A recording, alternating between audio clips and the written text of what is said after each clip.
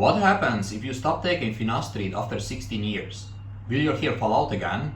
Will you shock your follicles into massive shedding? Is it even possible to maintain density without direct DHT blocker? Or are you locked taking finasteride for life? Personally, after taking finasteride for more than 16 years, I have completely stopped. And it is not because of the side effects, not because it stopped working, but because I genuinely don't need it anymore. And today I'm going to explain exactly how I did it safely without triggering excessive shedding, visible thinning, or losing my hairline. In fact, my shedding now is at its lowest point it has ever been since I have been doing a treatment.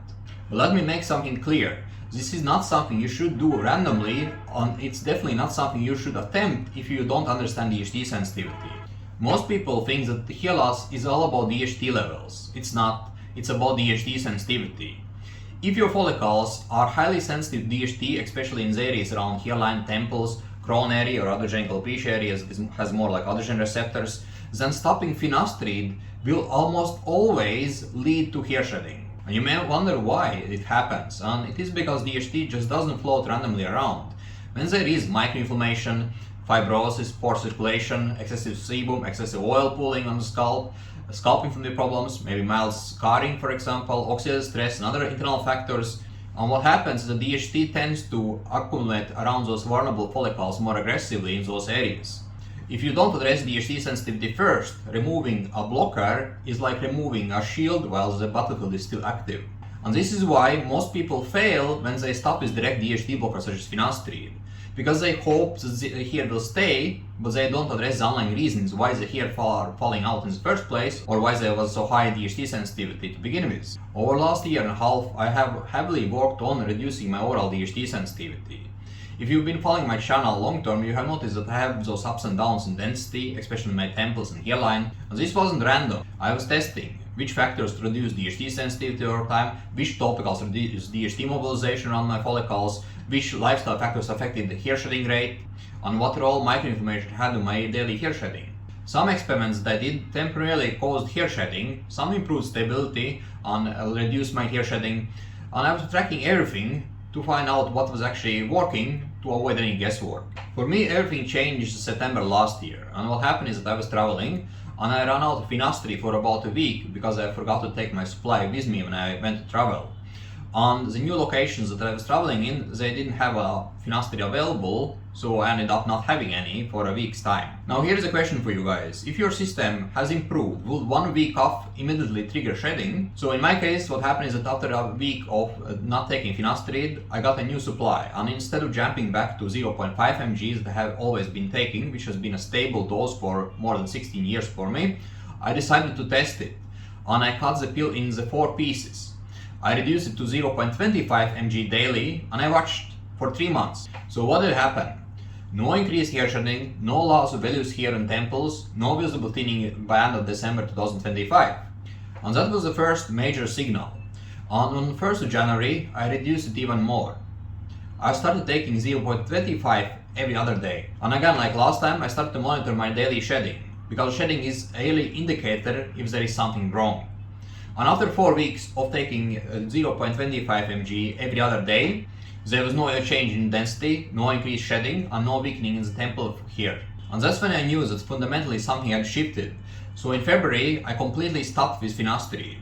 And it has been now more than 20 days without taking finasteride. And there hasn't been any spike in hair shedding, no visible thinning in my temples or hairline, and also no loss of density. And that's important because back in 2020, when I accidentally relayed on expired Proscar for around 3 months, I experienced visible thinning in frontal area, especially my temples. And if you have been following my videos for a while, you have likely seen those videos from that time.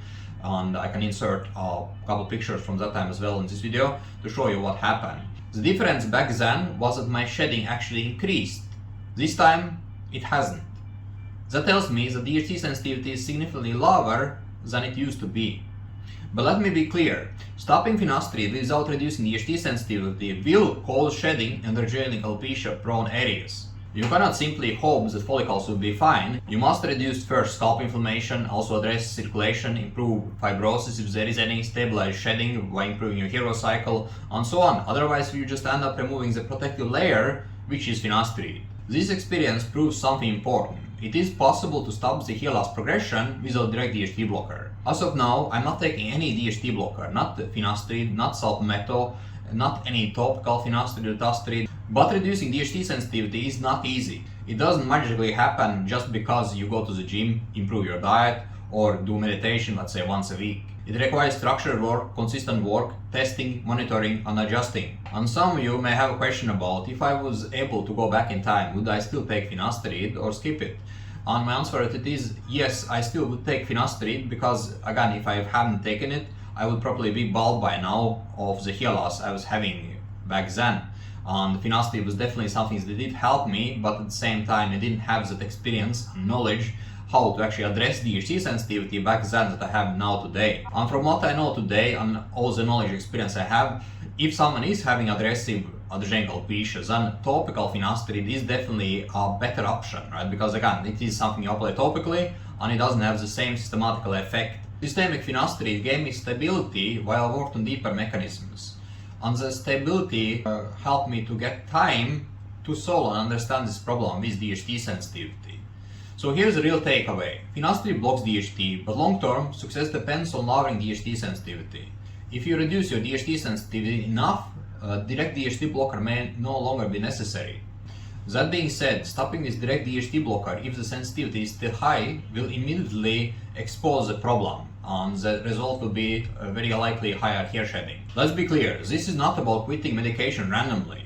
You have to prepare your biology first, and if you need to have more information about it, you can check the previous video I made about reducing DHT sensitivity and how to do it. And if you want to stop guessing and prepare your biology first, I have mapped out all the protocol in RRF Workbook, which you will be able to find below this video.